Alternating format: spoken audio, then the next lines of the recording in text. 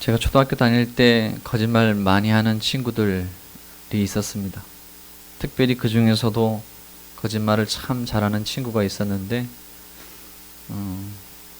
거의 병적으로 거짓말을 얼마나 뻔뻔스럽게 잘하는지 그렇게 거짓말을 잘하는 친구가 있습니다. 아직도 그 친구 이름을 기억합니다. 너무나 거짓말을 잘해서 인간에게는 다른 그 어떤 피조물에게도 없는 은사를 갖고 있는데요. 그게 바로 이 언어입니다. 고양이나 개가 거짓말하는 거 봤나요? 못 봤죠? 말하지 못하니까.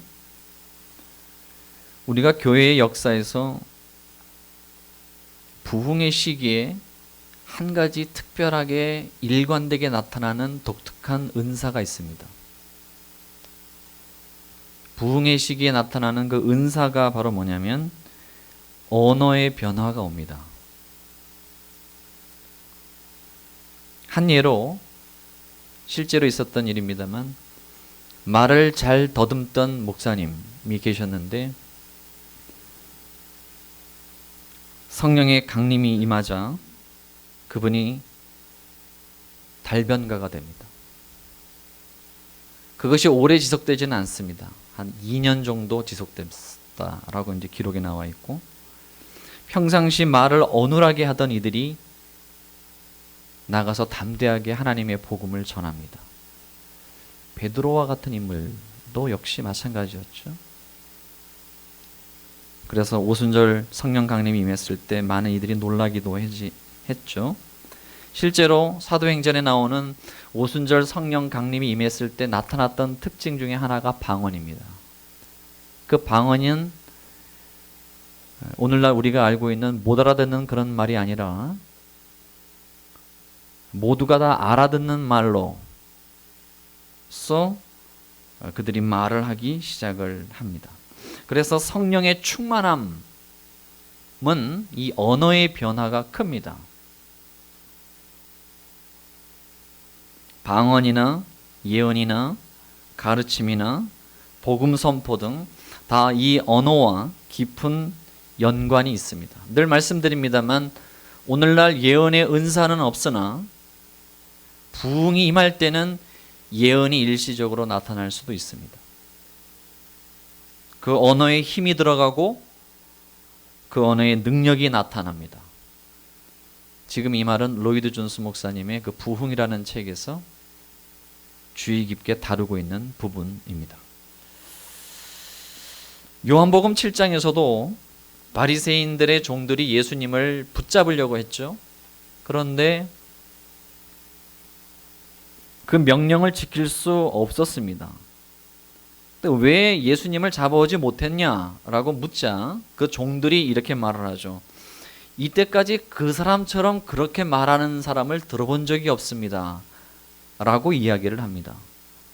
그 말은 그가 하는 그 말의 내용도 있겠으나 그 말에 묵직한 질량이 있다는 겁니다. 그 말의 무게, 그 말의 무게 때문에 도저히 그 앞에 나아가서 그 사람을 잡을 수가 없었다는 거죠. 그 말이 우리들의 심장을 두들기는 거예요. 이게 성령 충만의 특징입니다. 그래서 성령이 충만하면 내 속에서 하나님의 복음과 하나님의 말씀이 폭포수와 같이 터져나오고 혀가 풀리며 언어가 바뀝니다. 예배 없는 부흥의 시기에 나타나는 특징입니다. 그래서 사도행전 1장 8절에 오직 성령이 너희에게 임하시면 너희가 권능을 받고 예루살렘과 온 유대와 사마리아와 땅끝까지 이르러 내 증인이 되라 라고 이야기를 했죠. 그래서 오늘날 교회들마다 이 앞에다 표에 선고를 걸어 놓습니다. 오직 성령이 너희에게 임하시면 너희가 권능을 받고 예루살렘과 온 유대와 사마리아와 땅끝까지 이르러 내 증인이 되라고요. 그러나 착각하는 게 있어요. 오직 성령이 너희에게 임하시면 너희가 권능을 받고라는 전제가 있어야 돼요. 물론 하나님의 성령이 우리 안에 있지만 그 성령의 충만함과 소나기와 같이 부어지는 오순절 성령의 역사와 같은 은혜, 성경에서 최초의 그 부흥, 바로 그런 개인적 오순절의 그 놀라운 부흥의 역사가 있을 때 우리가 나아가 증인의 역할을 할 수 있는 거예요. 이제부터 우리 교회가 나아가서 복음을 전합시다. 이것은 복음 캠페인, 복음 전도 캠페인입니다. 보통 정착률은 10%도 안 돼요. 아니, 그 미칩니다. 그렇게 해서 데리고 오는 사람들 중에 거의 90% 이상은 다 나가버립니다. 그리고 나온 사람들 중에서도 제대로 신앙생활 하는 사람들이 거의 없습니다. 교회 역사의 기본적인 데이터입니다. 그러나 부흥의 시기 때 성령이 충만하여 감당할 수 없는 그 은혜 가운데 터져 나오는 말로 그 무거운 질량을 가지고 나아가 마치 미친 사람같이 주 예수 그리스도의 복음을 전했을 때 돌아왔던 이들은 99% 이상이 다 정착이 됩니다. 하나님의 역사이기 때문에 그렇습니다.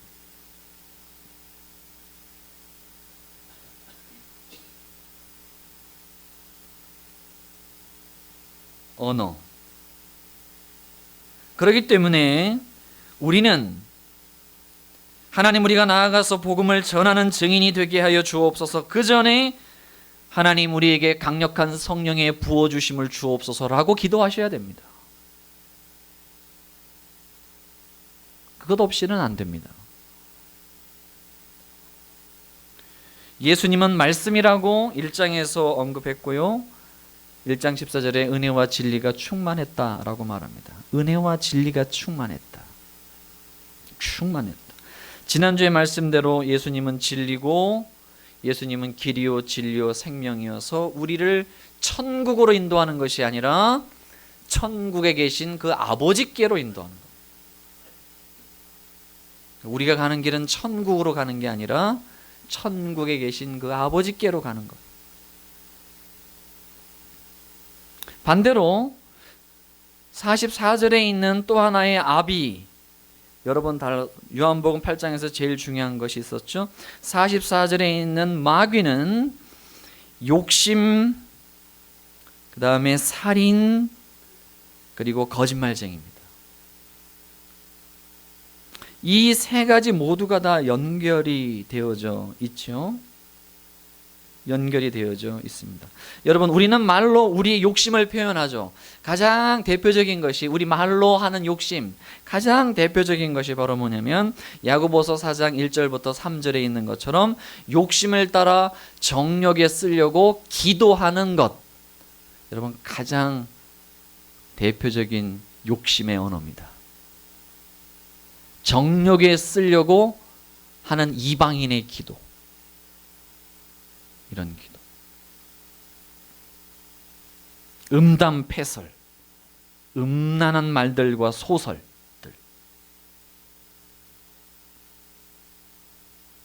저는 어렸을 때 다들 많이 봤잖아요, 그죠? 지금은 미디어가 워낙 많이 발달됐었지만 저희가 어렸을 때는 미디어가 많이 발달되지 않았죠. 그래서 그 소설, 뭔지는 모르지만 하여튼간 소설, 하여튼 이렇게 무슨 책인지 몰라요. 하여튼 이렇게 두꺼운 책인데 그 중에서 심장을 두근거리게 하는 부분 있습니다. 한 몇 페이지 안 돼요. 그 부분 보면 노랗게 때가 끼어 있어요. 큰 형님, 작은 형님, 저까지 그 부분 너무나 열심히 봐요. 뭔 얘기인지 아시죠? 심장을 두근거리게 만드는, 아니 이런 것이 지금은 그런 것들이 다 화면으로 나옵니다. 참 무서운 시대죠. 음담패설, 음란한 소설. 살인 역시 언어가 동반이 됩니다. 예수님이 말씀하신 것처럼 욕하는 것은 곧 살인하는 것이라고 얘기를 했고, 우리가 싸울 때 욕부터 하고 시작합니다. 우리가 싸우기 전에 덕담하고 싸우는 경우는 없죠. 욕부터 하고 싸웁니다. 이 언어의 문제입니다. 진리는 말씀이고 그 말씀은 참이며 그 말씀은 우리를 아버지에게로 인도합니다. 그러나 진리를 믿지 않는 자들은 거짓이며 결국 마귀와 함께 지옥불에 떨어지게 될 겁니다. 결국 중요한 것은 이 언어요. 어떤 언어를 선택하느냐는 것이죠. 어떤 말을 듣느냐는 것이죠. 어떤 말씀을 취하느냐는 것이죠. 거짓말을 듣느냐, 진리를 듣느냐, 참을 듣느냐 하는 바로 그 문제입니다. 자, 그런데 문제는 오늘 말씀에서 참 재밌는 게 바로 뭐냐면 예수님과 바리새인들이 서로 이렇게 주장하고 있는데 각자 모두가 다 서로 자신들이 하나님에게 속했다라고 말한다는 사실이에요. 지금 이게 불신자와 신자와의 대화가 아니라 여호와 하나님을 믿는다라고 하는 바리새인과 예수님과의 충돌이랍니다. 이게 바로 중요하다는 사실입니다. 44절에 보면 너희는 너희 아비 마귀에서 났으니 이렇게 얘기를 했고 47절에 하나님께 속한 자는 하나님의 말씀을 듣나니 너희가 듣지 아니하면 하나님께 속하지 아니하였다. 예수님은 그러는 거예요. 너희 아비는 마귀고 너희는 하나님께 속하지 아니했다 라고 얘기했고, 반대로 48절에 유대인들이 대답하여 이르되, 바리새인이라고 앞에 나와 있어요. 우리가 너를 사마리아 사람이라 또는 귀신이 들렸다는 말이 옳지 아니하냐? 이 사람도 예수님을 향하여, 바리새인들도 반대로 네가 귀신 들렸다, 우리가 마귀의 자손이 아니라 네가 귀신 들리지 않았냐? 52절에 유대인들이 이르되 지금 내가 귀신 들린 줄을 아노라. 앞에 있는 내용들, 그 안에 있는 내용들은 생략하고 오늘은 이 부분을 보겠습니다.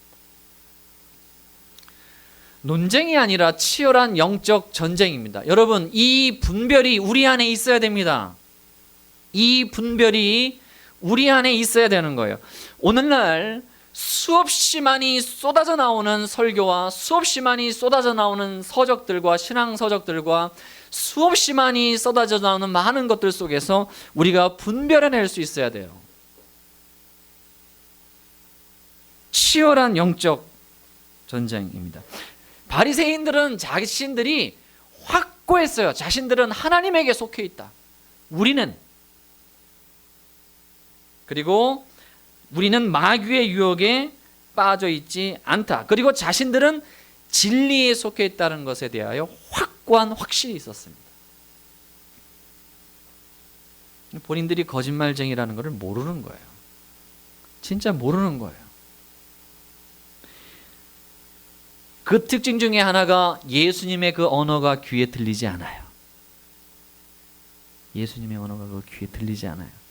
여러분, 귀에 들리지 않아요. 이 귀에.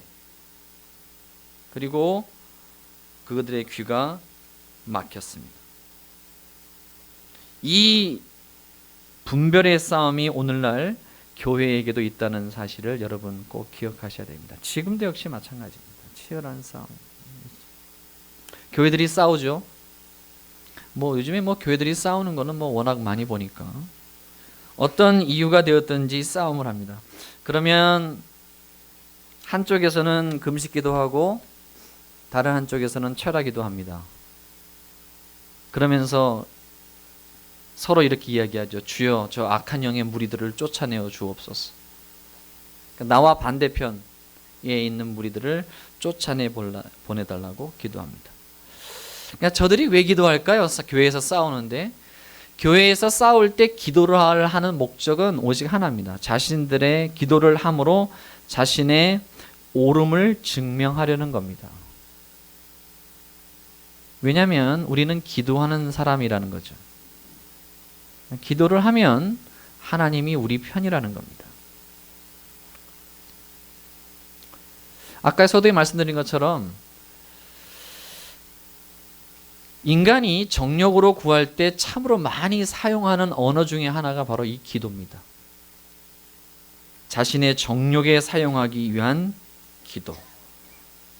그리고 기도할 때마다 주여 삼창을 외친 후에 저 악한 영의 무리가 괴멸되고 유혹에서 벗어나게 해달라고, 이런 것들을 많이 하고 있죠. 자, 무엇보다도 예수님께서 진리를 말하고 있음에도 불구하고 저들이 왜 예수님을 믿지 못하고 예수님의 그 말이 들리지 못할까요? 그 중에 무엇보다도 중요한 이유 중에 하나는 아까도 얘기한 거와 마찬가지로 본인들이 옳다라고 믿기 때문이에요. 교회에서 싸울 때 말이에요. 한쪽에서 철야기도 하고 한쪽에서 금식기도 하는 이유는 바로 뭐냐면 본인들이 옳다라고 믿기 때문이에요. 지금 바리새인들이 예수님 앞에서 지금 대드는 것은 바로 뭐냐면 본인들이 옳다라고 믿기 때문이에요. 옳음. 그리고 나오죠. 우리는 아브라함의 자손이라는 겁니다. 이 아브라함의 자손 33절에 나오죠. 그들이 대답하되 우리가 아브라함의 자손이라 남의 종이 된 적이 없거늘 어찌하여 우리가 자유롭게 되리라 하느냐, 이렇게 말을 합니다. 41절에 보듯이 너희는 너희 아비가 행한 일들을 하는도다 대답하되 우리가 음란한 데서 나지 아니하였고 아버지는 한 분뿐이시니 곧 하나님이시로다. 검은색 글씨죠. 빨간색 글씨 아니고. 자, 이 사람들은 어떻게 생각하느냐면 이거예요. 우리는 아브라함의 자손입니다. 우리는 선민입니다. 우리는 선택받은 민족입니다. 우리는 태어날 때부터 할례를 받았습니다. 우리는 구원받은 백성입니다. 우리는 옳은 민족입니다. 우리는 하나님의 자녀입니다. 라고 하는 확신이 있었던 거예요. 그리고 우리는 유일하신 하나님을 믿습니다. 라고 하는 그 확신. 마치 모태신앙을 가진, 태어나면서부터 모태신앙을 가진 이들이 모태신앙은 태어나면서부터 의무적으로 구원받을 수밖에 없는 존재로 태어난 것처럼 착각하는, 그거와 똑같은 거죠.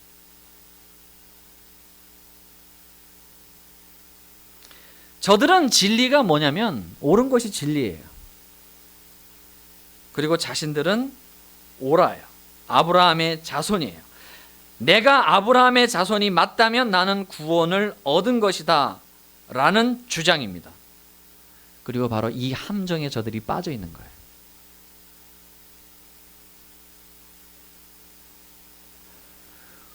우리도 여러분,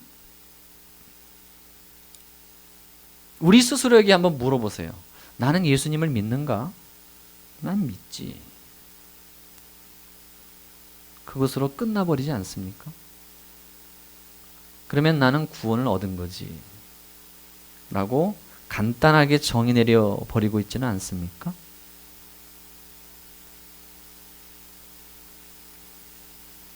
그것은 바리새인들이 가지고 있었던 오류와 똑같습니다.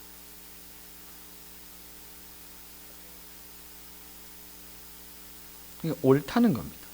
더욱이 더 무서운 것은 이들은 철저하게 나름대로 하나님의 말씀을, 계명을 지켰다라고 생각을 하는 거예요. 물론 성경에 나와 있는 대로가 아니라 그들이 만들어 놓은 316가지의 율법을 만들어 놓고, 그들의 법을 만들어 놓고 그 법을 철저하게 지키는 거예요. 이 안식일에도 지키는 규례들이 있어요. 그것들을 철저하게 지킴으로 인하여 자신들은 어떤 면에 있어서도 완벽한 거예요.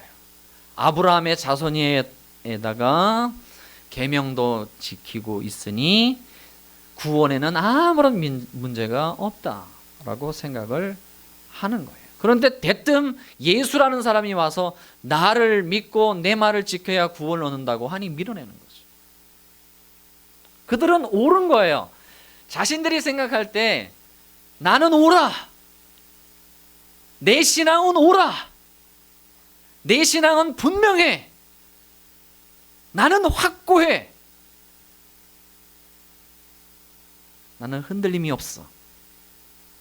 라고 하는 그 옳음, 그리고 그 옳음, 그게 바로 진리라고 생각을 했던 거예요. 그게 예수님과 충돌하는 거예요. 예수님은 뭐라고 얘기하냐면 아니다 이렇게 얘기하는 거예요. 그건 진리가 아니다.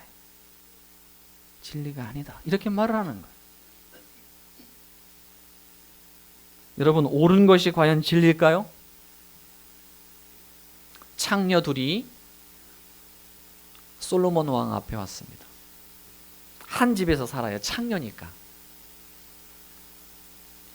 한 여인이 애를 낳고 3일 후에 한 여인이 또 애를 낳아요. 그런데 3일 후에 낳았던 그 여인이 실수로 밤에 잠을 자다가 아이를 깔아서 눕혀서 죽여버렸어요. 그래서 어떻게 했냐면 밤에 몰래 가서 죽은 자기의 자식과 3일 전에 태어난 자식을 바꿔버렸어요. 아침에 일어나서 아이에게 젖을 먹이려고 보니까 아이가 죽어 있어요. 근데 얼굴을 자세히 보니까 이게 내 아이가 아니에요. 엄마는 그걸 알죠? 그래서 3일 후에 태어난 그 아이의 어머니에게 가서 이 아이가 너의 아이인데 왜 바꿨느냐 라고 말을 하자 이 여인은 말이야, 무슨 소리냐, 이 아이가 내 아이다 라고 주장합니다. 여러분, 3일 된 아기들 보세요. 다 거기서 거기죠. 그죠? 다 원숭이 같잖아요. 다 거기서 거기에요. 인격 모독인가?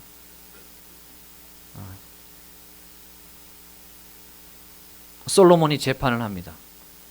칼을 가져와서 반으로 나누라. 그래서 반을 이 여인에게, 반을 저 여인에게 주라 라고 솔로몬이 재판을 하죠. 왕이. 그러자 진짜 어미는 뭐라고 얘기하냐면, 그러지 마시오. 그러지 마시오. 저 여인에게 그 아이를 주시오. 가짜 어미는 뭐라고 얘기하냐면, 그렇게 하시오 라고 이야기를 합니다. 솔로몬 왕이 말하죠. 그렇게 하지 말라고 한 저 여인이 진짜 어미다 라고 말합니다.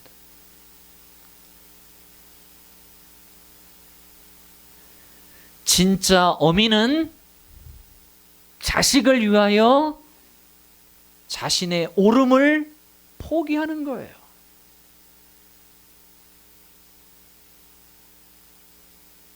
뭐가 진리인가요? 이 아이가 내 아이라는 것이 맞아요. 그게 맞는 거예요. 그게 옳아요. 그런데 그거보다 더한 그 무엇이 있어요. 그래서 그 옳음을 포기해요. 그 아이를 살리기 위해. 그게 바로 진리예요. 그것 때문에 그 아이가 살아요.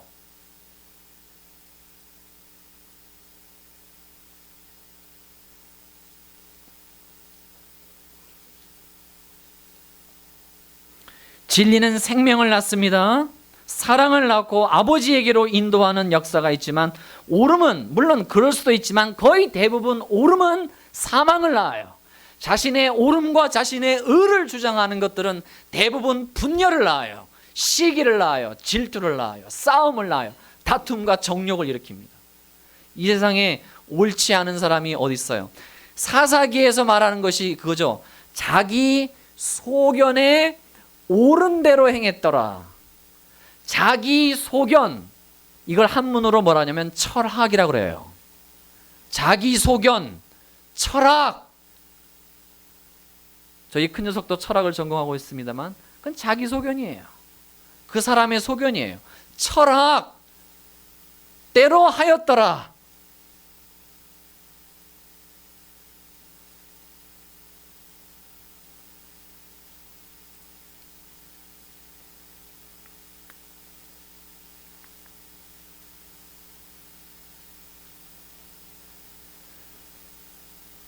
우리가 정말로 하나님의 은혜 가운데 그 진리 가운데 거한다라고 한다면 우리는 결코 우리의 옳음을 주장할 수 있는 사람들이 되지 못합니다. 결코 목소리를 들리지 않습니다. 하나님의 그 십자가 앞에 결코 우리 가운데 옳은 자가 과연 누가 있겠습니까? 우리가 의를 드러낼 만한 자가 과연 누가 있겠냐 이 말이에요.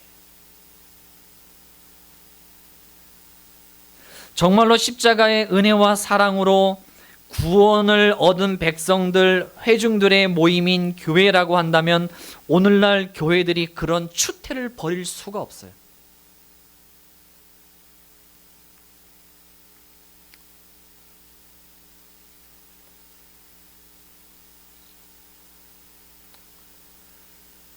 얘기를 안 하고 싶은데도 자꾸 너무 화가 나서 자꾸 얘기를 하게 되는데요.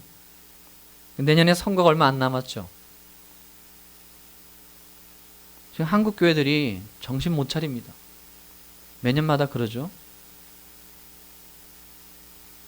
얼마나 정치에 기입하여 치우친 주장으로 진리가 아닌 것을 마치 진리처럼 말하는지 몰라요. 그 부분에 옳은 것이 있을지도 몰라요. 근데 그것으로 인하여 하나님의 영광이 얼마나 가리우는지 몰라요. 그것 때문에 여러분, 우리 성도님들이 가슴을 치고 애통해야 돼요. 근데 우리는 뒤에서 웃어요. 교회가 저런 것도 해야 돼 라고 말이죠. 선거철만 되면 교회들이 난리예요.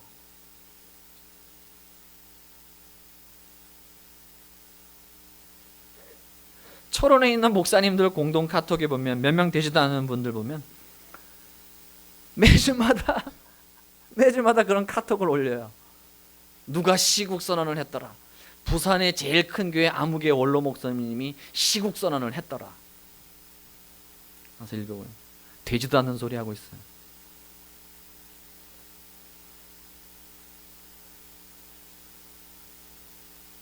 합동치기요, 일어나라. 뭘 일어나요? 어디로? 왜? 합동치기요, 일어나라. 뭐하러? 정치하라고. 설교 주제.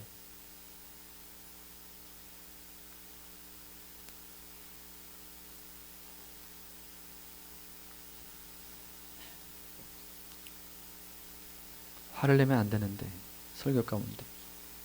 디모데전서 5장 한번 가보겠습니다. 디모데전서 6장. 디모데전서 6장입니다.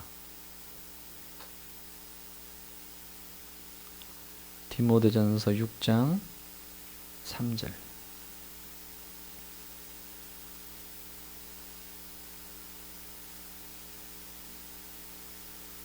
디모데전서 6장 3절. 신약성경 341페이지입니다. 디모데전서 6장 3절.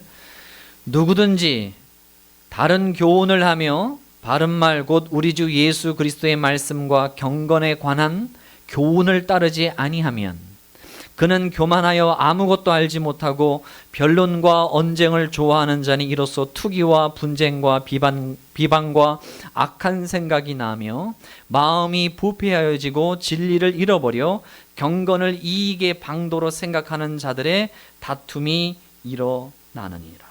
잘 보시죠.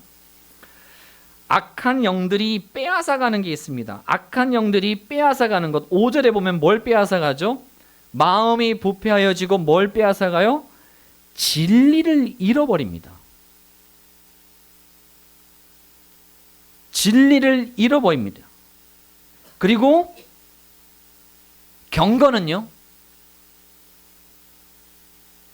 경건의 그 모양은 남겨둡니다. 경건의 모양은 남겨두고 경건의 능력이 되는 그 진리를 잃어버립니다. 진리가 뭔데요? 3절. 누구든지 다른 교훈을 하며 바른 말 곧 우리 주 예수 그리스도의 말씀과 경건에 관한 교훈을 따르지 아니하면, 이 부분은 빼버리고 뭐만 남겨두는 거예요?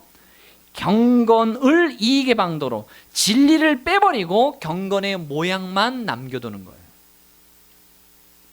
이게 바로 악한 영들이 하는 방법입니다.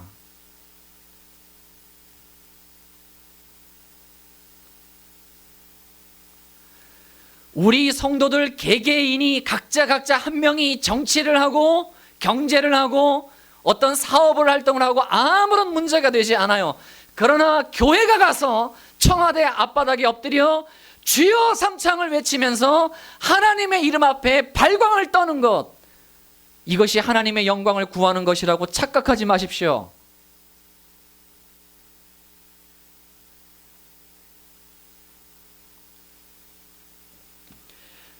주여 주여, 그 자리에서 주여를 외치고 그 자리에서 하나님을 외치는 것으로 인하여 하나님의 영광이 드러납니까?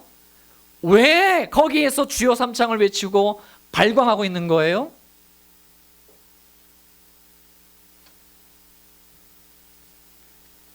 죄의 종으로부터 자유를 주기 위하여 오신 이 예수 그리스도입니다.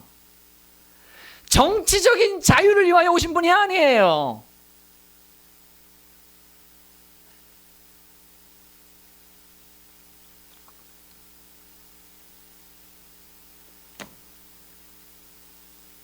부산에서 제일 큰 그 유명한, 누구나 다 아는 그 유명한 목사님이 나와서 하는 말, 그냥 짖는 소리예요.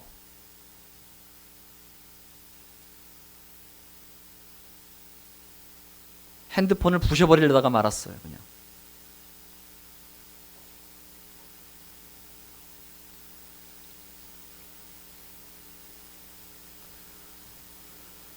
어느 당은 여러분 진리가 아닙니다. 어떤 경제체계는 진리가 아니에요. 여러분들이 원하시는 대로 그냥 하시면 돼요. 저는 참 답답한 게요, 목사님들이 이 강대상에서 정치 이야기를 하면 성도님들 중에 어떤 분들은 여당을 추구하시는 분이 있고 어떤 분들은 야당을 추구하시는 분이 있을 텐데, 여기에서 정치 이야기를 하면 도대체 어떻게 아멘 하라는 얘기인지 이해를 못 하겠어요. 그렇지 않습니까? 그건 개인의 자유 아닌가요?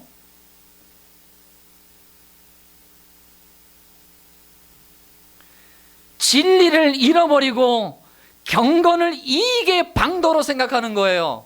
무슨 얘기냐면 기도하는 것, 헌금하는 것, 예배하는 것, 찬양하는 것, 그 모든 것들이 자기 자신의 옳음을 주장하기 위한 하나의 도구로만 사용하는 거예요.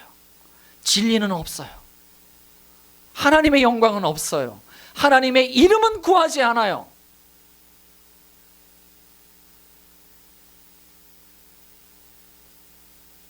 성경 어디에도 로마로부터의 해방을 위하여 투쟁하라고 말한 적이 없습니다.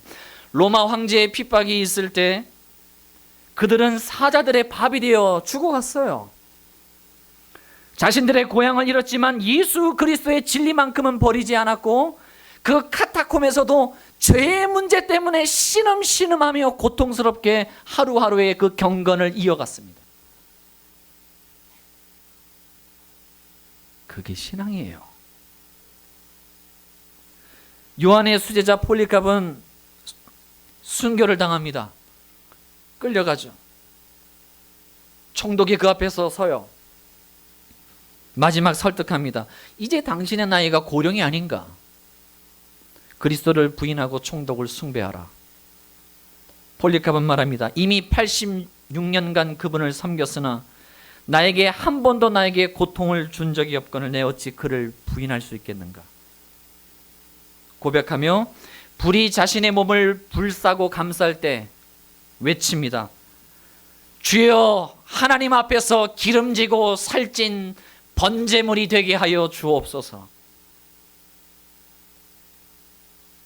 그렇게 죽어갔습니다.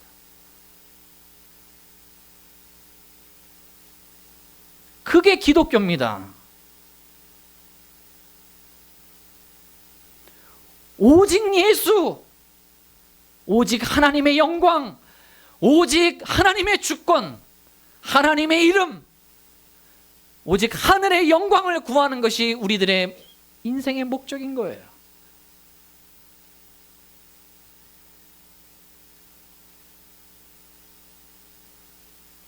여러분, 진리가 아닌 것에 대하여 왜 아멘 하십니까?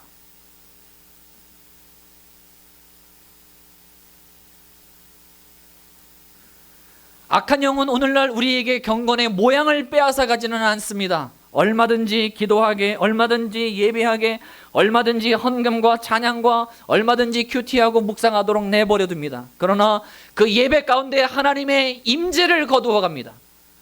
그리고 그 찬양 속에 하나님을 바라보지 못하고 사람을 노래하게 합니다. 그 헌금 속에 부정한 예물과 공정하지 않은 저울추를 사용한 예물을 드리도록 합니다. 그 기도 속에 정욕에 탐욕에 있는 기도를 하게 합니다. 묵상을 하되 자기 소견에 옳은 대로 판단하여 해석하게 합니다. 이 시대가 무너져가는 이유입니다. 이제 우리가 간절히 기도해야 됩니다.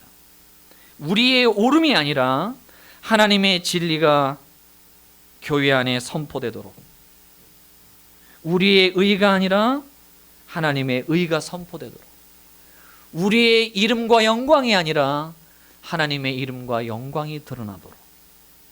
사랑하는 성도 여러분, 옳은 것이 진리가 아닙니다.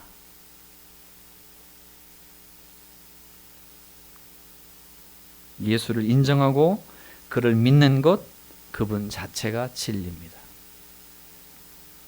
우리의 옳음이 예수의 진리를 가로막지 않도록 언제나 겸손, 또 겸손하시는 저와 여러분이 되시기를 주의 이름으로 축원을 드리겠습니다. 기도하겠습니다.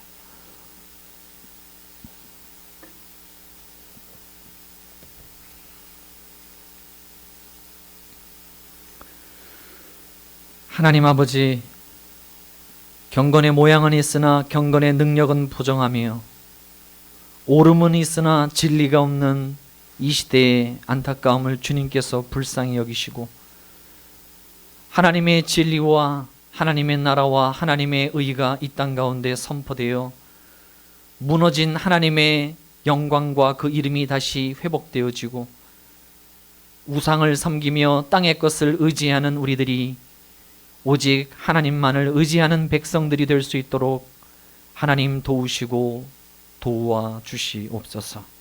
예수님의 이름으로 기도합니다. 아멘.